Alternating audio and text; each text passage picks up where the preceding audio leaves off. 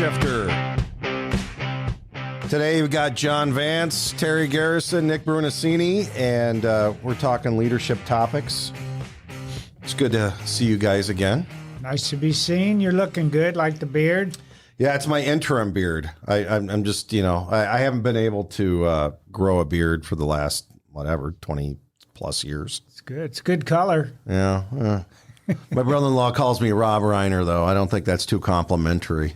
I don't know. Rob Reiner's a successful guy. His beard didn't hold him back. Not a good-looking guy, though. I mean, you could say, like, even Sean Connery I would have taken. Well, but he's a good kisser. Rob Reiner or Sean Connery? Yeah, I don't know. So's your mother, Trebek. How about that? Yeah, right. So what's going on with you guys? Yeah, the beard don't do much for the kissing, though. No, really, no. it doesn't. Yeah, it doesn't make that better. Girls don't like the... Oh, my wife. Yes. Yeah. Yeah. So what's happening around here? We're working, right, Nick? Sure. What are you guys working on? We're working on our Silverback Leadership. Mm-hmm. We're putting that together. We did the presentation in Ohio, and that was kind of the introduction to it for some people that showed up there. I think we had a couple hundred people that sat through our class where we kind of did a quick overview of the 8 functions, as we're calling them, of Silverback Leadership. And right now what we're doing is we're still going through the material. Brunacini, God bless him, has so much information, man. We're still going through, but basically we're going through his customer service book, his AMP, a customer service, anatomy and physiology. We're going through his no-brainer management, and we're going through functional boss behaviors. We're going through all his napkins, all his posted cards, 3x5s, tissue paper. What else? Am I missing anything? Yeah, that's about 90% of it. Yeah. Yeah. He produced a lot of content on, like Terry said, in a variety of places and recording methods. And that doesn't even get us into one of the things we did here recently is we recaptured our video library. So we have, literally hundreds of beta tapes, and there's got to be 10, 12 hours of him in various things talking and doing stuff. So we have access to that. So like Terry said, Terry took it all and kind of figured out these are the 8 broad categories of this thing. So we're close enough now that we're starting to figure out, okay, this goes here, this goes here, this is how this is all going to come together. So we'll keep wrapping that up. The first chapter of this thing that we're putting together now is it's the work. So the 8 different broad categories, and in my mind, the work is the most important part of all of it, because that's what makes us firefighters is the work we do. Yeah, and back to the leadership part, just to make sure everybody understands. So what we're doing is we're repackaging, we're collecting and repackaging what Bruno has done over his lifetime, really. And even up until the day that he passed away, he was taking notes, because I have his carry-on luggage in my office. So we're looking at all that. So we're repackaging it up. We know that we're not the primary experts in all of that, but we knew the guy who was, and he taught us. So we're going to repackage that up, and then we're going to take some of his stories that are in the books, and then add some of our stories and things that we've learned over the last 5 decades of our lives, and that's what we're going to present. So when you see that, it's kind of neat for me to look back and see all these phrases and terminology and the way Bruno talked. There's a lot of Brunoisms in there that we like to share because it made sense. Everybody kind of knows how he spoke, and we're using those, and we quote him a lot, which is on purpose, because he was the godfather of be nice, and what Nick and I are starting to call the kindness conspiracy, which he created back in beginning in the late 80s, and then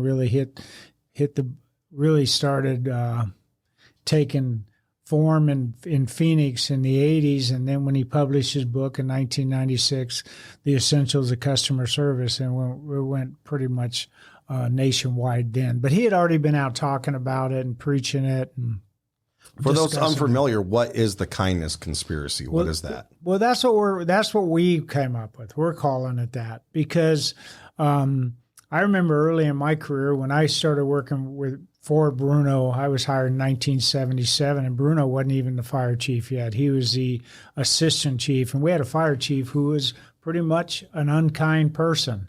And in fact, in our graduation, our fire chief didn't even show up. There was 43 of us in our graduating class, and fire chief doesn't even show up.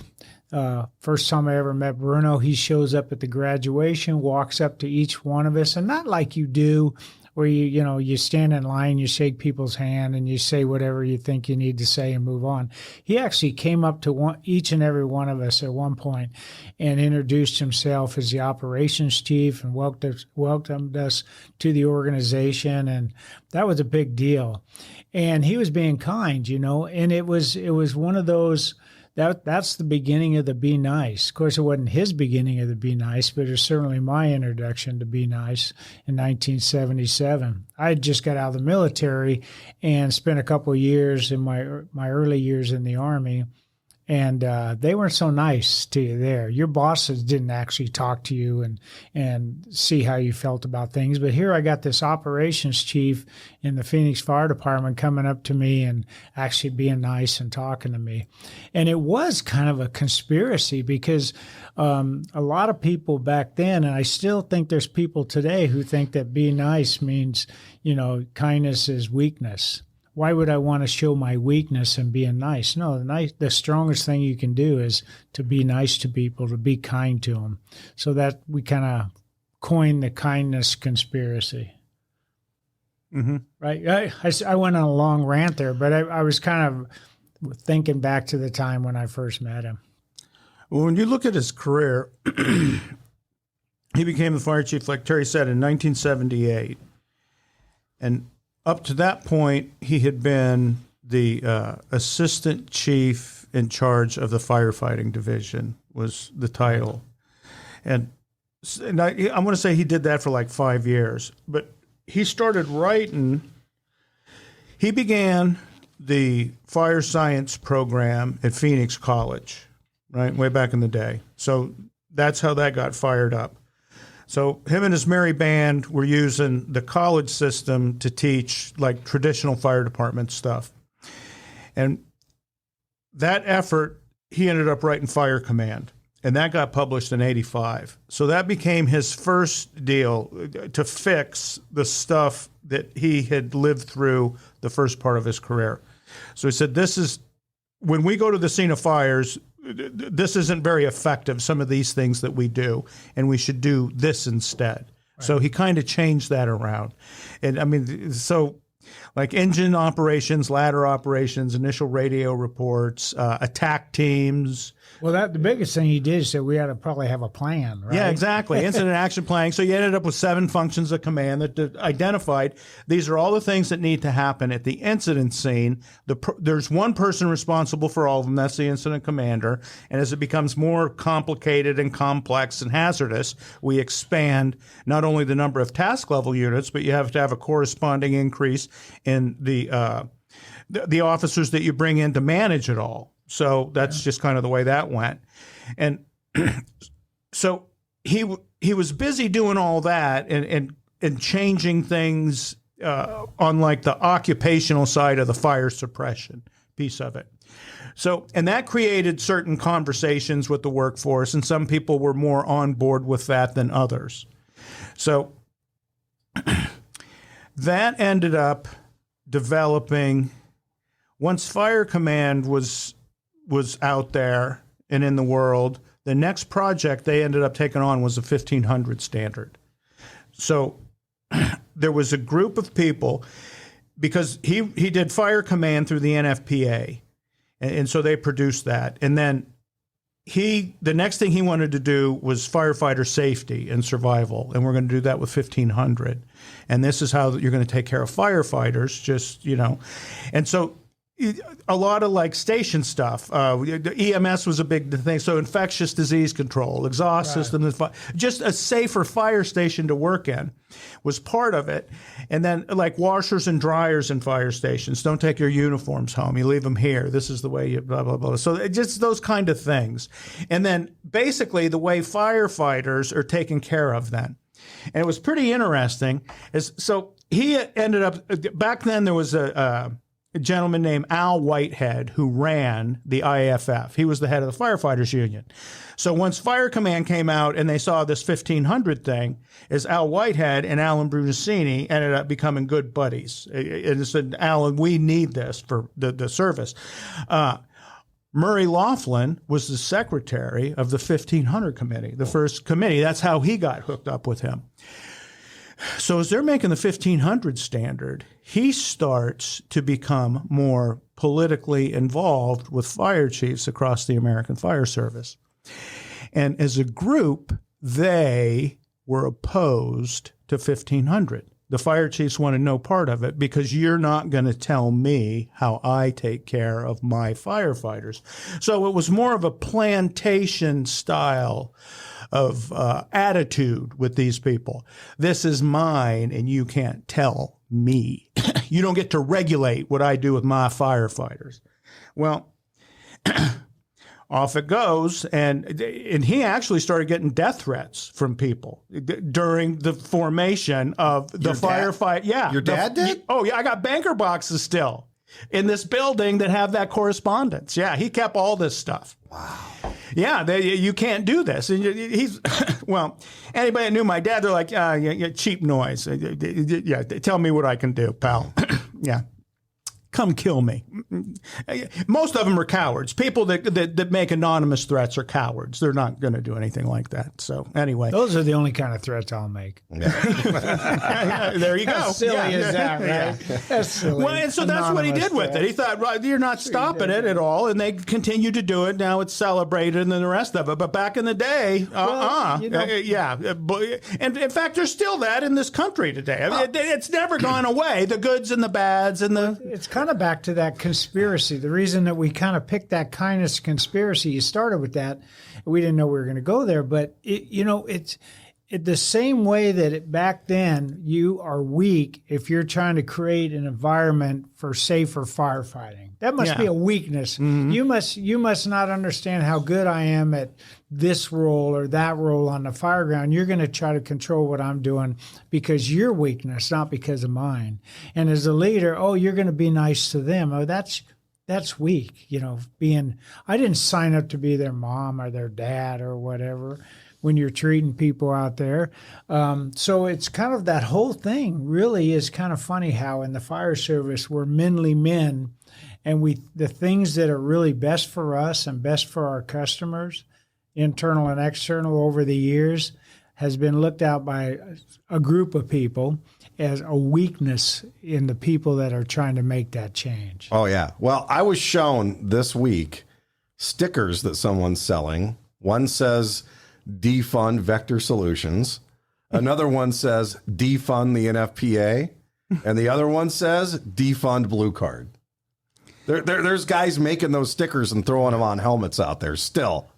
It'd be hard to defund us because we're a private company. Well, so's the NFPA, and I guess those Vector Solutions. Yes, those Vector Solutions. But so it continues on. I mean, so they don't want standards or training. Essentially, is what it is. Don't tell me. Okay, we won't. Don't do it. It'd be curious, to ask them why. And then when they answer that, say why. Say why about 4 or 5 times to get to the real reason. Why are you really against it? Well, I don't want those people making money. Yeah. Or whatever it is. There's really a strange reason at the bottom. There's a group of guys still in this country that are pissed about not being able to ride on the outside of fire engines. I mean, that whole thing's still going on. So anyway, getting back to the Vance, the point a lot of those same people are mad that their wife can vote. Yeah. So, they can pretty much just go selves is really the way we context.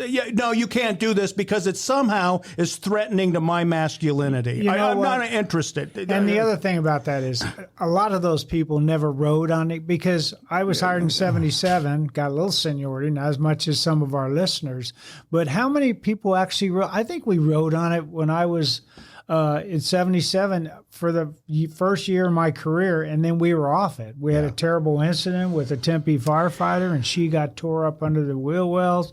And it's like, no, that's enough of that. That was a predictable surprise. If you're going to go down the road, I mean, it's so obvious now. No, it was 1985, and I was on Engine 2. And you were on I the back? rode on the tailboard of Engine 2, and we went and switched out our 1976 LaFrance. You were doing it for an illegally. enclosed cab, 6-seat fire engine, and that was it. Engine 2 was the last 5-person engine company to have a 6-person seating. So in 85, we weren't on the tailboard any. Now, you were still riding it for a little bit here and there, but it was by 88, you couldn't. They said no more. You can't do it anymore for everything Garrison said. I hated to get us down that rabbit hole, but my point is that mentality still exists out there. That people. There's. I don't know where they get these old salts, but they hate fog nozzles. Yeah. And you think the fog nozzle's been around since the 40s. Well, it's been around longer than that, but they really kind of came into vogue then. So, and that's. So I guess you'd be 90 that you could be spitting in the street over. We're going to break the water into droplets. Yeah. Well, when I got hired in 80, they said the things that are screwing the fire service up is EMS and PMS. Mm-hmm. And you thought, well, we ain't going to stop either one of those things. And it's still here. And it got better and better. Like I joined in 80 and I retired in 2009. And I saw constant improvement during my career, and up until about the last few years. And how about that paycheck? Oh yeah, that got bigger and bigger the whole time too. Mm-hmm. Yeah. So the more we did these stupid, nice things and more effective. So the people who don't want any more training, that means that if you go to a fire and you can train your group up where like 3 engines and 1 ladder could take care of that fire. We're going to do it that way. But I too would rather go to the old system where you sent like 12 units and you'd sent 3 of them to the hospital. But you felt better about yourself because you were spitting up black shit all day for the next week. I have no idea you guys rode the tailboard that late into the 80s. There's a lot of things we were doing. You probably, yeah. In fact, some of our buddies are getting fired in other parts of the country. It's just coming to light. Yeah, that amazes me because I thought for sure we got off those a lot earlier than that. Mm-hmm. But when did 1500? 85, right? Wasn't that? Yeah, but this was before. This was Fire Command came out in 85. I think the 1500 was a few years after that. Yeah. I don't know. See, but then, that happened. And then the next thing was 1700, and that was a staffing standard, is what it started off as. And then that got all kind of cattywampus a couple years later between the IFF and the volunteers. Right. So that disrupted that. They made a different standard, and they put it more for tactics and the rest of it. 1500 was published in 87. Yeah. So that was, and it took a couple years. So like Fire Command got done, and then they went into 1500. When 1500, they actually got it done and approved, passed. The NFPA said, that's it. You're going to be the chairman. This has never happened before, but now Fire Command, we can't keep it stocked, and this firefighter safety standard, you're going to run the NFPA. So he was the chairman for, I don't know, 4 years or whatever the hell that was. So like everything else, whatever he was working on nationally, he had already incorporated in Phoenix. Right? Yeah, we were the beta. Yeah, that was a laboratory. Yeah, basically. So we had a few years on. We were fortunate. Well, and then what he did is, I don't know when they started, probably 82, 84, is we started doing the symposiums in Phoenix. The incident command was first. Right. And so every year is he would just release everything that we had done the year before. That's what the IMS symposium became. It's just kind of keeping up with the changes in the IMS system. And then that kind of became, he tried to broker that with NIMS and to kind of get it all under one umbrella, but that never ended up happening. But I think today that's a lot closer than it's ever been, because NIMS kind of sees Blue Card as the hazard zone piece of this thing. So if you're doing SCBA work, that's Type 4 and 5. Exactly. And that is especially true if you've got a Type 1 incident command team running something, as they're starting to look at it now and say, okay, this is who's the structural specialist, what kind of certifications do they have? And so Blue Card's becoming more of a regular kind of element of just the standard scaling up NIMS type 3, 2 into 1 type event. So, but I don't know, kind of get to where we're going today. Is he did all this structural firefighting stuff, the coordinating, the safety piece of it, and repackaging. This is what this should look like. This is the way this should go. And then he started to get into leadership, but it was having trouble making sense of it, because it was more the core of the hazard zone work. And he said it wasn't until he wrote the fire department customer service book that he could really start to make sense of leadership. Until you could put like a face to the customer. Right. He says, before we got into this, and he says, it just took a while for us to figure it out. He says, but our customer was the fire. That's who we built this whole thing around. And he says, and then we started doing EMS. And then he says, we kind of figured out in the middle of the night that the real customer now is the Mrs. Smith, is who we deliver the service to. Yeah. And he says, that is when it changed for me as far as what leadership meant. As he says, it's different leading a place where you do customer service versus like occupational core type work. Right. Yeah. So that became the epiphany. So that's where he created all this stuff. And really, it's going through it. I think Garrison and I were talking about it today. The customer service book is kind of the pinnacle of all that. It's the one place where it all kind of comes together and you make sense of it. And a lot of that is because of the scenarios that you put in it. Right. That he wrote it around. So finishing the guy's concrete who had the heart attack. Right. The cardiac patient on the airplane with the two rude medics that get with the doctor and the nurse that had been treating the patient. Those kind of things. So that's what we're looking at now is...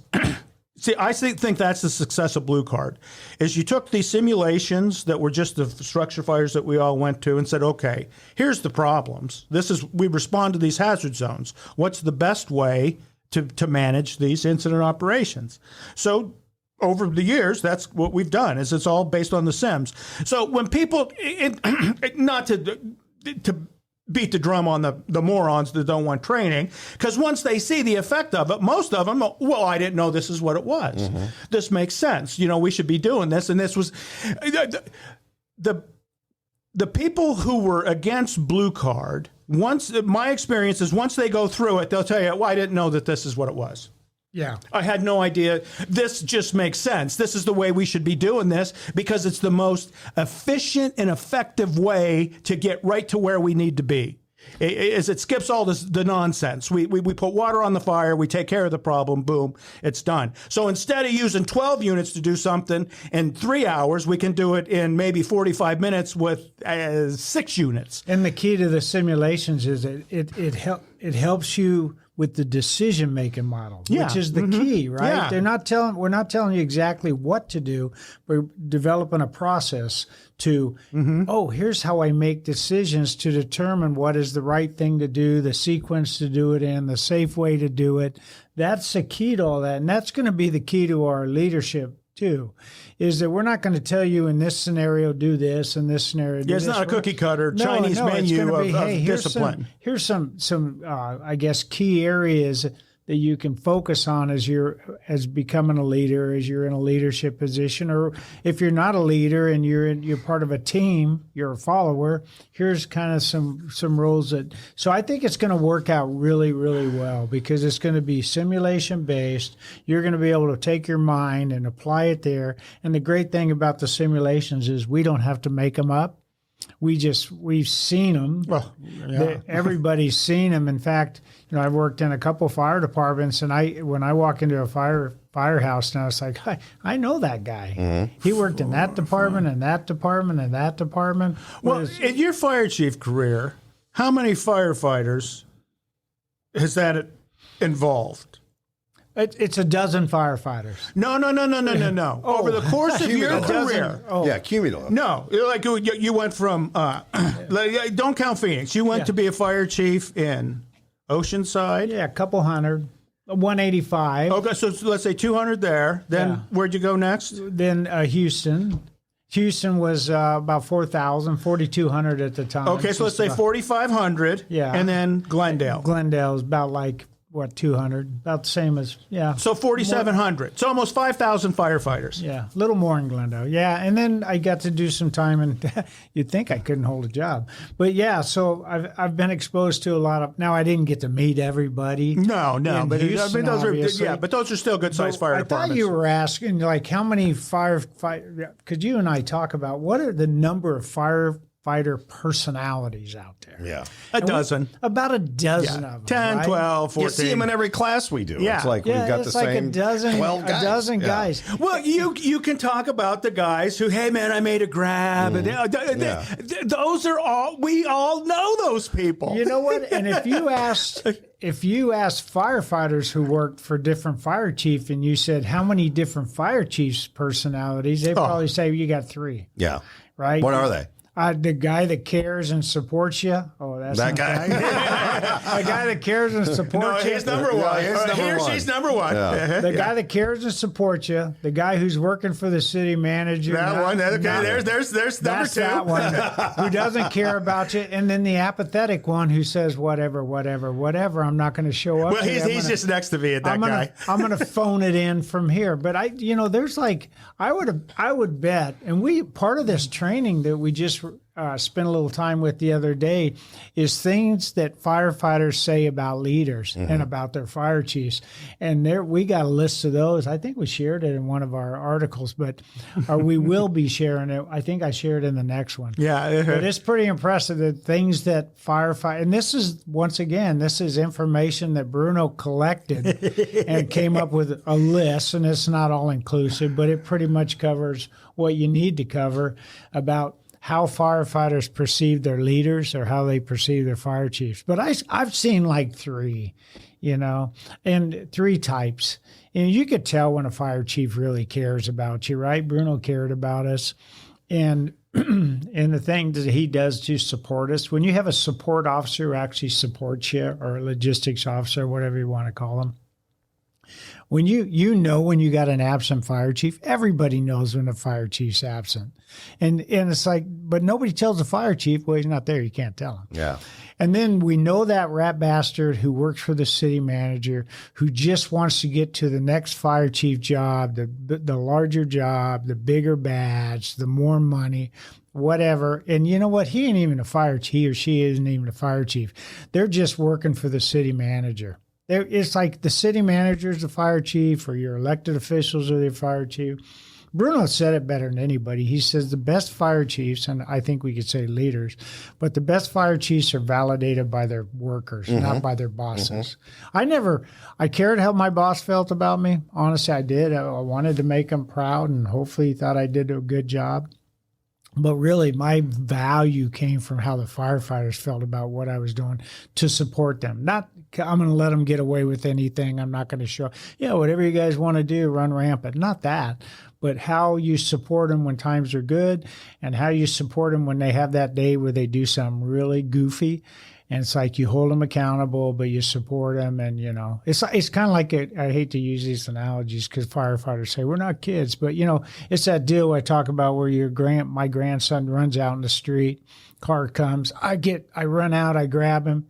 First thing I do is hug him, you okay? And then I don't ever run out in the street again. You got to fix what just happened. But, you could take a moment and say, you okay first. I don't know why I got on a tangent there, but you can kind of tell those type of fire chiefs, the ones that I've seen. And I'll tell you what, city managers, from what I've seen, and mayors and elected officials do not care that the fire chief is a leader Most of them, I should say. I'm sure there's some that care. But most of them, they just want you to be a part of their team, a part of their, you can be a part of the administrative team. You can work well with finance and legal and HR and all the other departments.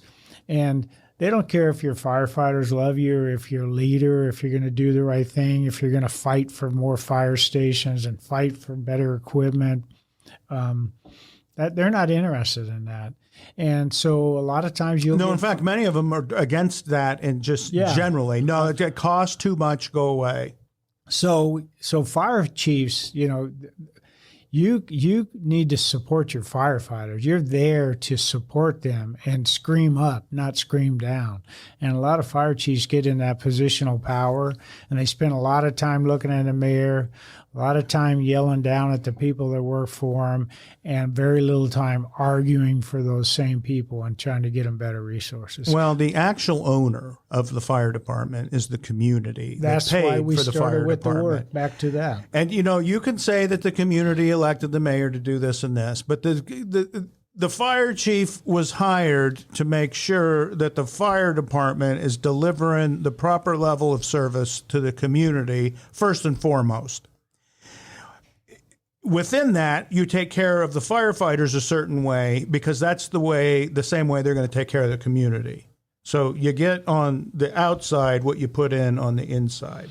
No, you're absolutely right. So that's that follow ugly kids home and you're going to find ugly parents. Well, so the fire chief's got to be the advocate for the customer and then the advocate for the firefighter. And then they become the employee who works for whoever the authority having jurisdiction No, is. you're right. Yeah. And a lot of city managers realize that, and we talked a little bit about there's if you look at a city or an organization, I think fire districts are a little different because they don't have to compete against other departments. But if you look at a municipality, you have if you look at the different departments, you got the fire department, police department, HR, finance, all of those. There's conservers and there's consumers. And the two big consumer departments is police and fire. It takes, and we are the biggest consumer. Now, you may find that police have a little more money, but we're the ones that has constant staffing. Cops don't have constant staffing. Yeah, but they still there's twice as many cops. Yeah, the cop budget's always going to be at least 30-40% more than fire. But they argue with their budget as being, we need that many cops. With our budget, you argue a lot of, no, I need this much overtime to cover all these positions because you have to have because I want to have 4 firefighters, or if you've got 3 firefighters in your community, you want to keep staffed. So we're the only department that has constant staffing. So city manager, I always saw, I watched this. I mean, it's incredible. City managers spend a lot of time having lunches and hanging out with finance directors, HR directors, legal, real people. estate lobbyist. Yeah. Mm-hmm. And so they're spending time with the conservers, the conserver-like departments. And you don't see the city manager going to lunch a lot with the police chief and the fire chief. But what are they talking about at those lunches? How can we get that fire department under control? How can we get that police department under control? So they want to, and by under control, they just want more of your budget back. That's all. That's what they're talking about. We need the money that we're spending over here to go over here. No, you're absolutely right. That's the control part. The money is the control. So they spend a lot of time doing that, and you can see why they would. But if you said it a minute ago, if we're not the voice of the fire department, and I go into fire stations all the time when I was a fire chief, what do you guys need here? Chief, we need a new saw. We need a new hearse tool, a new cutting device. We need SCBA. They're not asking for recliners and bigger TV sets. So I go back to the city manager and I say, hey, here's what we need. Oh, you guys always need something to do our job, to service the customers. We're not just sitting around the fire stations playing with our hearse tools. Well, you always need something. Okay. Over the last 5 years, has the fire department gotten busier or slower? Busier. Yeah, it's always big. It grows 5 to 10% a year, the volume. Yeah. So that attitude, you're always asking for more things. Well, you're always sending us on more calls. It's the community that owns all this. They keep putting more houses in these places. Right. In fact, the density's going up in cities now, and nobody's responding to that like you should be. So where there used to be 100 residents, now there's 1,000 of them. Well, we're going to need, you need 10 times as many things. Well, no, not 10, but we're going to need 2 or 3 more stations to service this. So once your response times get up to around 10 minutes, if you backtrack, that's probably why, is the population got bigger. It's just funny because you watch city managers, and I'm probably being critical because I've seen it, is you see a guy over there in the solid waste department ask for a brand new garbage truck at the same cost of an engine company. They cost about the same. And, we need more. We got more people. We got to pick up more garbage. These trucks are getting this old. I come up next and ask for a new fire engine. What the hell are you guys trying to do over there in the fire department? The same thing they're trying to do. We're trying to keep up with our equipment so we can go on calls. That's why you need us. That's why we need more fire engines so we can go respond to the calls. And they won't bat an eye about a garbage truck, but a fire engine. What are you guys trying to pull? It's just incredible how it works. Well, I've had a couple of very supportive city managers that I would say the finance director was the person who was the conserver and was pissed at us all the time about spending money. But I had a city manager and a mayor that was pretty big advocate for public safety, and 46% of the budget, like you said, there's 7 departments in the city. 2 of them, police and fire, take up 46% of the budget. So that, the other 5 are splitting the about 50%. So man, it was like 70% for us back in the day. Really? Between the police and fire. Wow. It was a bigger cut. Yeah. Not only is it bigger, it's around, for us, it was in the 70s, but also when you look at the garbage truck, they have enterprise funds. Yeah. Airports have enterprise funds. So the funding comes elsewhere. It's not out of the general fund. In the general fund, we're in the 70s. But the thing about what you said about the finance director would be angry. So the role, and I would talk to the finance director and I say, in your role to kind of support my department, we're a line department and you're a support department, and your role is to help me to understand how I can get what I need to get. Not to tell me whether I need it or not. I don't need you to tell me I need a new fire engine or bitch about the cost of it. But I need you to tell me, okay, are we going to do this as a sole source? We're going to bid this out? What's the process we got to use? Wherever you go as a fire chief, the first thing the fire chief needs to do is go in and say, okay, what is our process for purchasing? And once you understand that, it's like, okay, I get it. There's a process for purchasing. Here's these kind of items. Here's these kind of major capital improvement items, whatever they are. But what happens is you get into that, and then they change the process on you a little bit, right? When you're figuring out the process. Oh, yeah, well, you didn't do that right. No, you told me that was a process. No, you need to go out and do this and this and this. And they can take a fire station that needs to be rebuilt, and they can, with a city manager and a finance director, and they can move that thing 2 or 3 years down the road every 2 or 3 years because of the process. And that's frustrating. And what sucks now is the cost just multiplies like crazy. If you look at a cost of what a fire engine was in 2018 compared to today, right. And if you kick that can.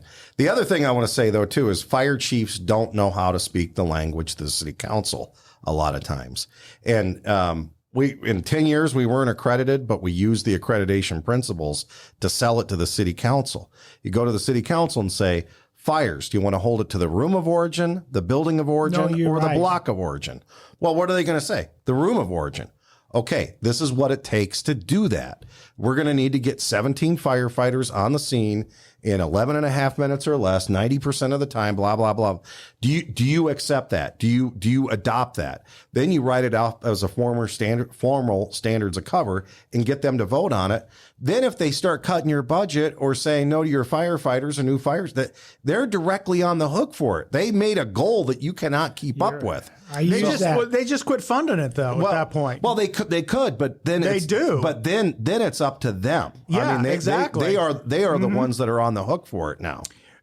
No, you're right, and you can use that because you look at the city ordinance. And in the last fire department I worked at, I actually went back and I said you can use that. And in the last fire department I worked, we started talking about staffing and some minimum. They wanted to possibly go down to decrease staffing at night.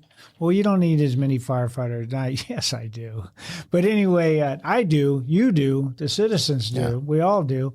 But went back and found a city ordinance that said you couldn't decrease the service in the fire department. You could not decrease the level of service in the fire department. And this was one of those 10-year plans that a city put together that other city council members and mayor had signed off on. It's like, right here, you can't do it. Oh, okay. Unless you change this, you could change that if you want to do that. But anyway.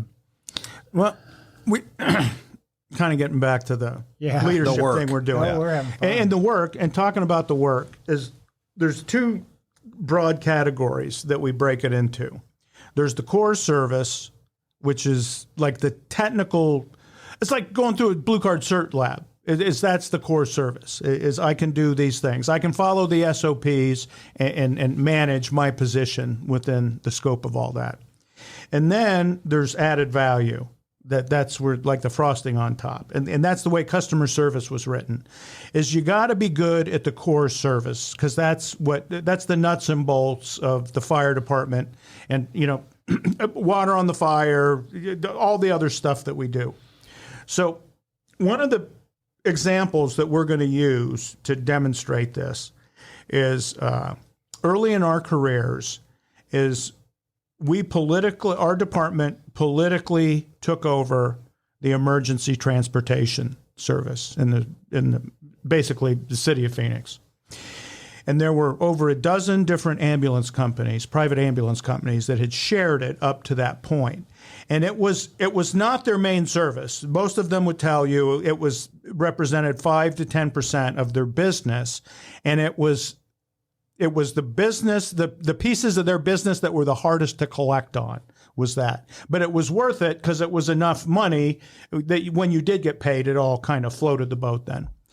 But the problem is getting an emergency ambulance sent to your residence was pretty much the same as getting a pizza delivered to your house. So if you couldn't get a pizza delivered because you lived in a place where they would kill the pizza delivery person and take his vehicle and money and identity, then it was the ambulance company treated it the same way. It was a private business that said, we're not going there because we're not going to get paid and you're going to harass our employees.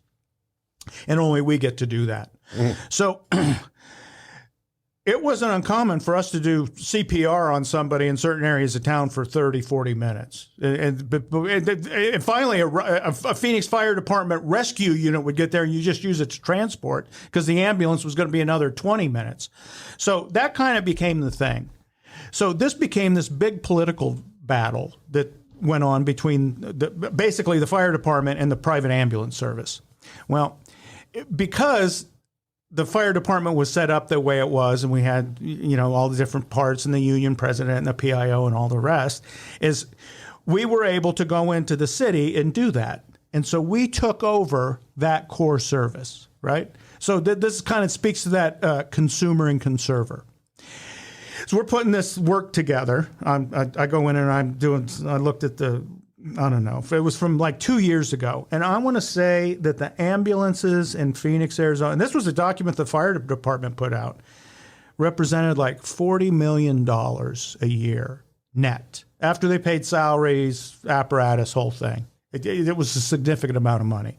Well, that's 20% of the budget during my career was that. So the reason we could do that is because we were better at the core service. Is we could show up 4 to 6 minutes and interrupt the shock cycle and first one, second counts and all that. And so the ambulance supported that.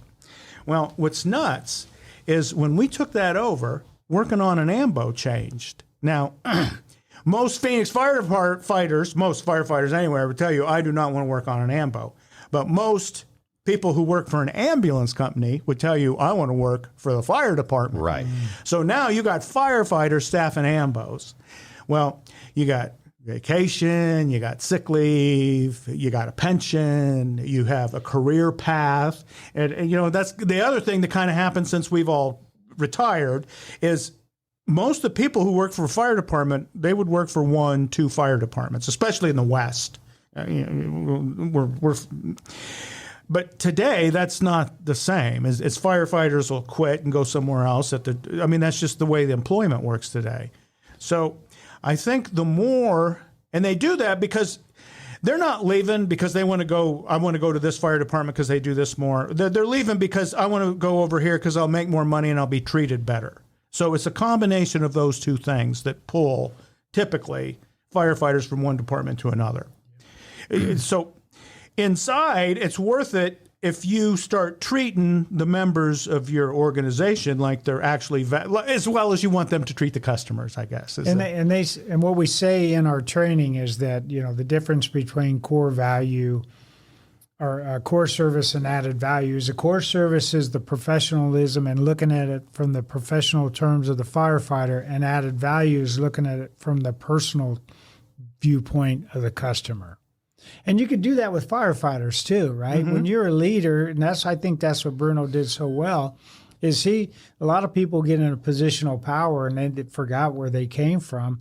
Bruno was always thinking about, what is that guy thinking? How's that guy feel about what I'm saying to him? How's that guy feel about me changing this part of their job? We changed a lot in our organization. He said one thing we're going to do all the time is change, but he always spoke with us early on and said, okay, well, here's the change we're doing. And then we'd see how that affected and did it. And when we did change, did it increase our level of customer service and did it increase our firefighter safety? So when you say that we were able to pick up the transportation piece, it's because we were supported by the citizens, because early on the citizens liked the way we treated them. Well, and that's what when he was talking to the city council in these public forums and open meetings, he says, we're having this discussion in the wrong place. We need to go to wherever the next call is and wait with that patient for the ambulance to come. Right. He says they're waiting for 30 to 40 minutes for that's the average. I want to say was over like 20 minutes to get an ambulance across the city. That was the number. And it was just unacceptable. Back then it was. Today, who knows? And that was enough to say, no, you can have it. And because the entire fire department wanted it, the fire department and the union, okay, we're going to get it. Here we go. Well, 250 people more we hired, I think, to staff the ambulances before. And we had no idea what we were doing. It was like, okay, we got them. What are we going to do? Well, we'll put 16 in. We think that'll be enough, or whatever the hell it was. But that became it. So I asked your dad once what was the most difficult politically mountain he had to climb as a fire chief, and he said it was the ambulances. So what was politically tough about that?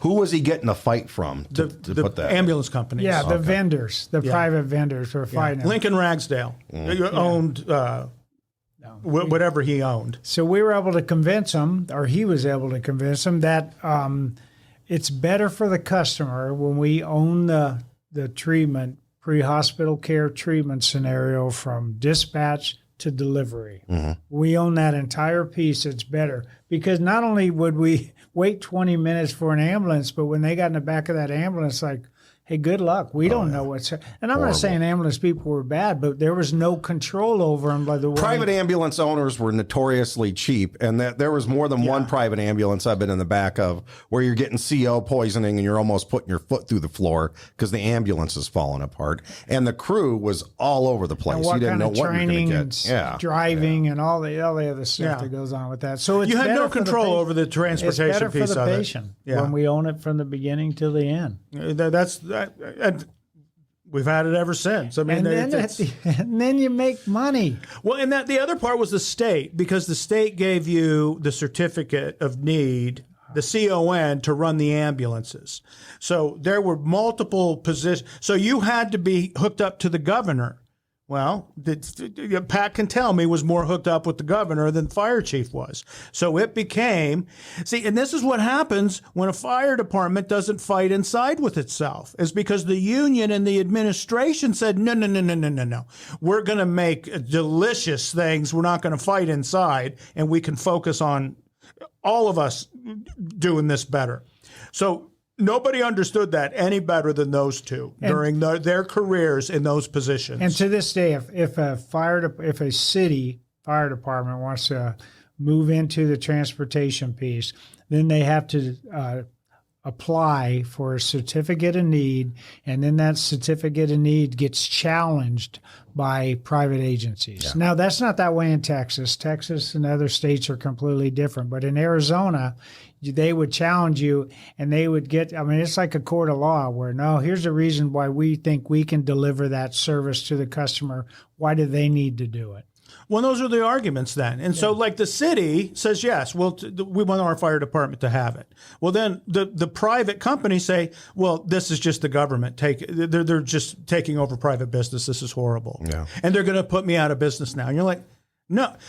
See, when we took them over, I thought, well, why don't we do inter-facility transports? And we can have our own AMBO like force that aren't firefighters. And maybe it's an entry-level job within the fire department. And so we can look at these people that we're going to hire the rest of their lives as adult workers, and they're going to do the worst work we have. The least desirable work would be working on an AMBO, right? If you have a seniority-based system, that's going to be the last position to get filled, or the AMBO spots. The privates will absolutely fight you. They'll spend millions and millions and millions of dollars to keep inter-facility transports. They see the writing on the wall and eventually give up the emergency care, because once again, we go into some neighborhoods where you may or may not get paid.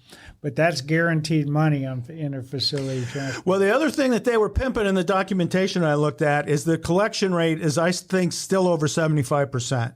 So they're still collecting over 75% of what they're billing every year. What he's saying is they being Phoenix. Yeah, the Phoenix Fire Department. Because a normal ambulance company collects much less than that. On the emergency transports, it's probably less than 40%. Mm-hmm. Well, we figured out, and you had to hire people to do that, to get it up there. Well, then it becomes a math problem. That's all business is okay, I'm going to hire these 8 people, and they're going to be my billing department, and they're going to cost me X amount of dollars a year. Well, they're going to make X times 10,000 for me because I made that investment. So,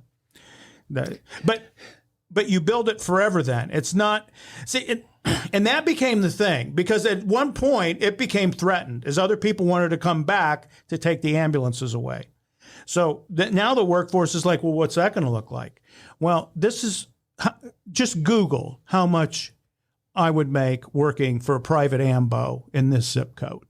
And then that's what your new salary will be, because you won't work here anymore. You're signed to the AMBO. They're going to take it all. So you asked what we're doing, and we started talking about the Silverback Leadership, and the very first function, we cover the work. The work. And then we talk a little bit about how the work evolves, and we end up with the ambulance being the latest piece, kind of to how the work has evolved.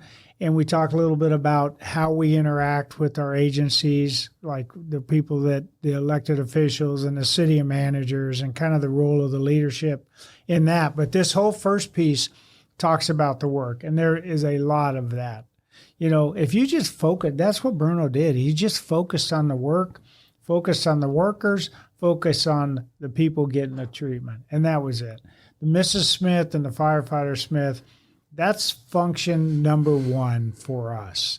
And then there's 7 other functions. And the next piece that we are starting to, you'll see some articles come out, is the inside-outside customer service piece. Then we'll move on to personal effectiveness. And we have this 8 areas that we're going to cover. But the work itself, if we don't get a really good understanding of that, and I think Nick's got a better understanding than I do, because he was probably had closer conversations to his dad, how this thing evolved. But we got to really get a good idea of the work before we move on through the rest of it, because it's absolutely critical. And the sub statement would be being good at your work, right? I mean, that's core service. That's what it is. I mean, it's like training and you got to having good procedures. You got to be capable and competent, and you got to be caring. I mean, it sounds silly to throw those words out, but when you have conversations about, like, if we weren't caring to Mrs. Smith and added value to her early on, we would have never arrived at the point where we could transport them. Because the customer would have said, I don't like the way they show up and treat me on the scene. I don't want to get in the back of fire department ambulances. And there's some places across the country, I would imagine, where the community is going, don't give the fire department anything else. We don't want them rescuing our cat out of the tree. We talked about the scenarios. One of the scenarios that's going to be in the work is we have an instance where an individual who is known to the group of us very well had some needs for fire department services. And she lived on the border between my city and the next city next door. And my fire trucks were red and the other cities were yellow. And she told a family member of hers, I don't want them to send any more red trucks to me. Send the yellows. And the yellows would show up and they would be nice to her. And the reds would show up. And it's like, you do not meet our standard for an incident. You're a crazy person. You don't need us. Well, the yellows would show up. And let's say they're going to spend 5 minutes with her. The yellows would spend a positive 5 minutes and leave her feeling really good about herself when they left. The reds were pissed off that we had to go and tell you that you're not sick enough to need us. So that's kind of the thing.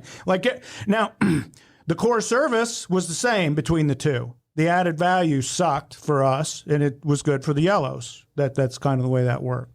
So that becomes the thing. It's no. Reds, you can't be mean and rude anymore. But I'm a great tactician and an A-shifter, and I have a 12-pack, and nobody gives a shit about that. You're taking money from the fire department to deliver service to the customers. Put your ego somewhere where it's not going to kill you, because that's what it's doing. And if you think about it, if you think about when we hire firefighters, and part of this is how you develop an organization, we hire firefighters. They don't have the competency, but you interview them to see if they got that caring piece, right? And we hire people that sit across from the table and say, yes, I'm really going to care about the customer. Are you going to care about them at 2 o'clock in the morning? Yes, I'm going to care about them. You're going to care about them when they smell like vomit or shit or they're crazy as hell? Yes, I'm going to care about them. You're going to care about them on the fourth quarter of the Super Bowl when the lights go off? Yes, I'm going to care about them. Do they? Do you hold them accountable to that? And in the last city I worked in, they would say, live in the interview, right? They were most proud of people who lived the interview throughout their entire career. I worked on B shift my whole career. They'd ask me the questions, are you going to care about them? I tell them no.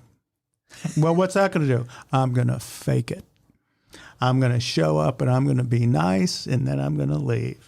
Well, I don't have to adopt these people. I don't have to do anything. Just calling them these people. They're our customers. Yeah. But did you say that in your interview? I'm going to fake it. I did in my captain's interview. Okay. Yeah, no, I was honest. I knew. And I could back it up and say, oh, no. I've worked for a lot of captains. They don't even fake it, man. I think it's very important that you don't leave the patient crying. Well, the most important thing in any successful relationship is somebody's faking something sometimes. Yeah, exactly. I don't know what it is. We all have to take a turn sometimes. Just bite your tongue and you'll get through it. And then you can have extra dessert. Valentine's Day tomorrow. There's going to be guys out there faking the fact that they love going to wherever the opera is or whatever it is. We got to fake it till we make it. There you go. But that's kind of what we're working on now, Vance. We got the other thing, we're working on ARF modules, books. So we've got a lot of stuff simmering right now. It's good. We have spent the last 3 or 4 years readjusted some things. And here in October, we turned off our old internet and turned on the new internet. And the reason we turned on the new internet is so we can actually post up content when we want to post it up. Is we have control of the website now. And as we move forward, it's going to keep expanding. So you're going to have a landing page here the next week or so. So that's going to provide probably about 98% of all functionality before we took it down. Now we're going to take the rest of this year and we're going to expand it. Is the continuing education piece is going to get filled out. The stuff Terry and I were talking about here is as we start developing that, is we're going to start sharing it. So as soon as we have content to put out, right. And there'll be a way that people can comment on and come back and forth. So it's, yeah, we're going to get noisier here moving forward. Excellent. Yes. I'm looking forward to that. Well, Vance, you're here. I mean, we got a full-time DJ now. So all these people, yeah, keep making the stickers. yeah. And keep the beard. Yeah. What I want from them is I want them to send, if they're blue card departments, just put your stickers on your helmet and send it to us and we'll hang them on the wall. We're getting ready to expand that again here in the next month or two. So we're defund. Why don't they just say what they really want to say? Use the word, whatever that is. Yeah. Defund. They're using the word. They're trying to be polite, saying defund. What do you really? I think it's a take on the defund the police, where Vance, they're the ones getting defunded. We're trying to make it better. That's what we're here for. So that's Want to do a timeless tactical truth? Always. Yeah, that's another. They're timeless. We have a stack of them. What do you got?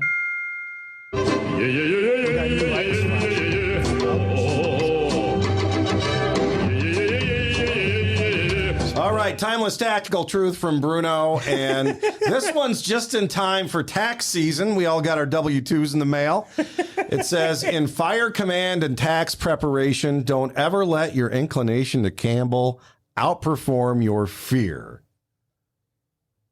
I love this one. Yeah. Because it equates two things that are going to get you in trouble if you do allow your inclination to gamble outperform your fear. 100 years ago, I wrote an article about a fire department accountant that did your tax preparation for you. And that was, all those people ended up getting letters from the IRS later on for amounts of money that they never were going to be able to produce. It was a kitchen table accountant in the firehouse, right? And what he did is he started from the very bottom line, and he'd say, how much do you want your return to be? And they'd pencil that in. And so it was like a wish and a dream. And then they worked it backwards. And I remember sitting there once saying, you're going to have to change the other number of the number of taxes he paid because they won't give the returns more. That's kind of, when I saw that, I was thinking, hold my beer and watch this. Yeah. Because the only difference is on the fire ground, you don't have a beer. It's kind of like hold my brain and watch how I use my ego to get myself in a really bad position, right? Yeah, exactly. Because that's what it is right there. Yeah. Oh, incredible. Well, usually what happens is that a couple minutes later you're on fire. Mm-hmm. Yeah. That didn't go like I thought it should have. I do that with my mountain bike every once in a while. I said, I could do that. And then you lay there and dust yourself off and do the whole full body. Okay, nothing's broke. I'm not as good as I once was. You can't do that. Hey, thank God for that guy, right? Yeah. He's gone. No, we kept burn treatments in our station. Silvadine, and they're probably not the smartest group of people. Is this the first time you threw up the picture of Bruno with it? I wasn't here last time. Yeah, that's the first time. I like that. That's a nice touch. Yeah. Well, Makes me smile. That's the way we'll do it from now on. So. I like that. Yeah. And then we have new ones coming soon too. So there'll be more. Oh, right. More timeless tactical truths. We're finding them everywhere. A second volume. Vance, I sent you the Word files, right? Yeah. I mean, all we need now is just to put a Poonie tune with each one of them. So, yeah, exactly. It's we have lots to do. All right, fellas. It's been fun. Thank you. Hopefully we got some out of this one. Yeah, wow. We always do. We did something. I mean, how long we go, Vance? Oh, it's been over an hour. Okay. When we write this down in an article, it seems a lot clearer. Thanks for joining us on B Shifter. It gets messy in person.